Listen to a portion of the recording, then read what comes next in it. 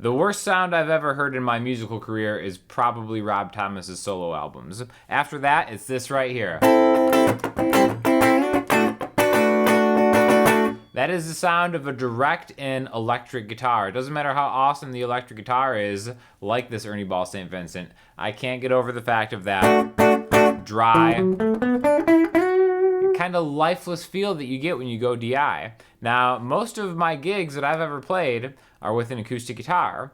One of the reasons is because I usually play in like a duo or a trio, and 95% of the time, probably even more than that, it's through a PA system. And I personally think the sound of a good acoustic guitar pickup system DI into a PA with whatever reverb they have is generally a pretty acceptable sound. Now, the same thing doesn't really apply to electric guitars, right? You kind of lose, you know, a lot of like the body of what I think of when I think of like a cool mic'd up tube amp or something like that, right?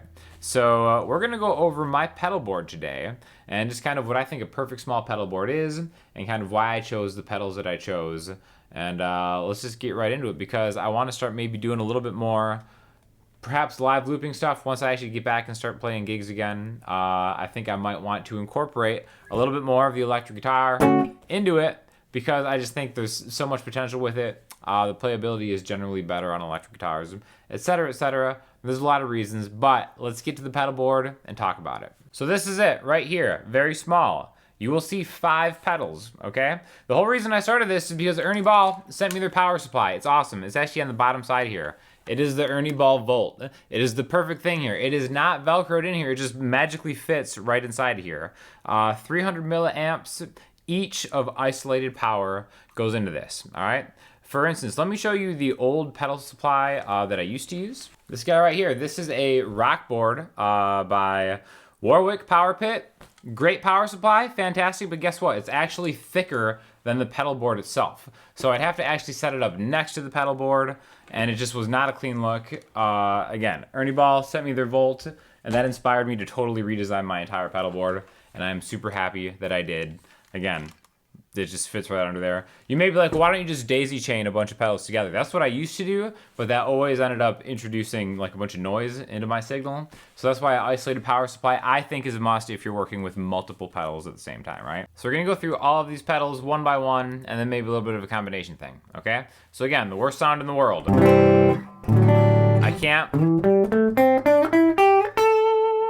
I just cannot get behind the sound of a DI guitar. Absolutely terrible. So even though it's last in the chain here, I want to turn on the Walrus ACS1 first. Even dry sounds so much better, right? And it's not just louder. You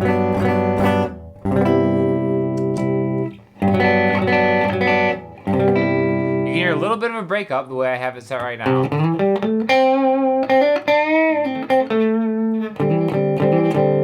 I can do a more in-depth, I will do a more in-depth review of this pedal, but even though it's on last in the chain, I want to actually have this here. Again, it's very important that it's a stereo pedal because we have it coming after stereo reverb. But before I even get to that, let's jump back to the first part of the chain, Empress Compressor, okay? Specifically, if I'm going to play anything fingerstyle,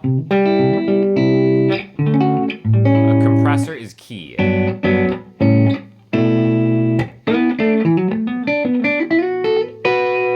The great thing about the Empress is the indicator lights tell you exactly how much compression is going on, which is very, very handy until you get to the point where you can actually use your ears to dial in the amount of compression that you want. See, right there, if there's nothing else except for a compressor and a good amp cab sim, I feel like it's already so much better than direct in. Okay, so then we get to the fun stuff after this, right? I always like having just something weird in there, okay? So the next thing I'm gonna have is the Walrus Julianna. This is like a really cool chorus, vibrato, watery type thing. In fact, we did a whole song called Julianna about this pedal.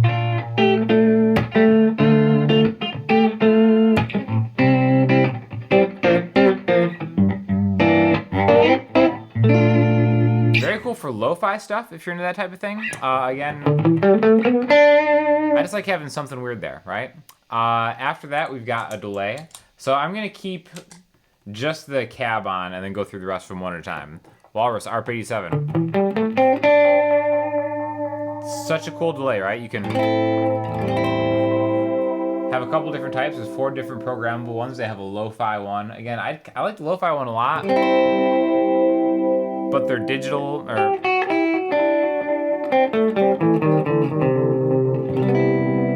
and the analog. This is on analog right now. This has I like delays kind of subtle for the most part. Almost kind of acts as a reverb, right? That brings us to the next one, the Walrus R1 stereo reverb. Just listen. Okay, sounds cool, right? So good. I love this reverb pedal.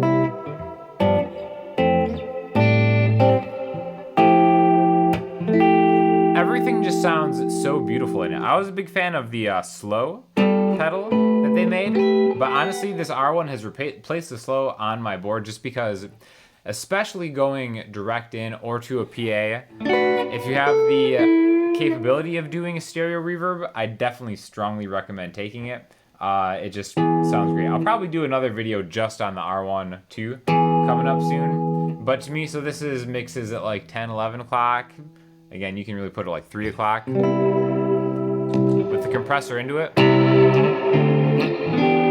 Yeah, maybe that's a little too much. I think if you're more tasteful, back to 11.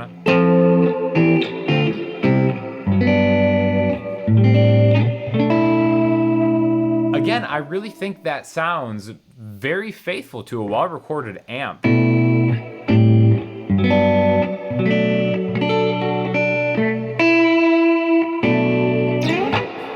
So honestly, that's all I really need for the majority of the stuff I do. So I'm just gonna run through this track, this like spot track that we made. I'm gonna put Pasha with his violin through the stereo reverb too, just to kind of get that much more of a vibe. It's gonna be on the same setting. Again, let me know if you have more questions about this stuff. I'd be happy to answer them.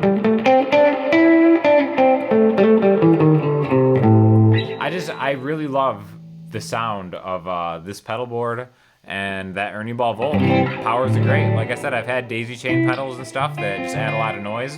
This is super clean. Without the cab sim, it does not get cleaner than that, okay?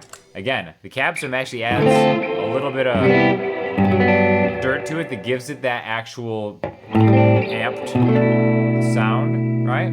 But again, I love this thing. It sounds great. Check it out.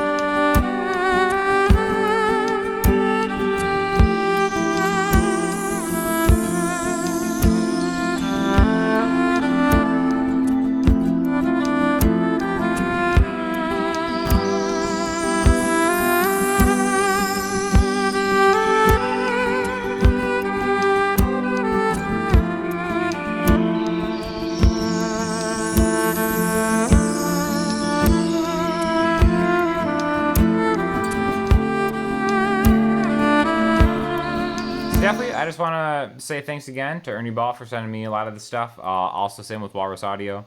I'll have affiliate links for all this stuff in the description if you're interested. Again, I can't tell you how happy I am with the sound of this board specifically, and I hope to maybe start doing a little bit more videos like this, using this board on both acoustic and electric guitar, and like I said, even like electric violin and stuff too. So if you guys have any ideas of stuff that you want to see or any specific questions, I'd be happy to help you answer them. And I'll probably have, like I said, some standalone videos of some of this stuff too. So again, make sure you hit me with those questions. Follow me on Instagram and stuff, because I'll probably be posting more stuff there too. And thanks for checking it out. I'll talk to you soon.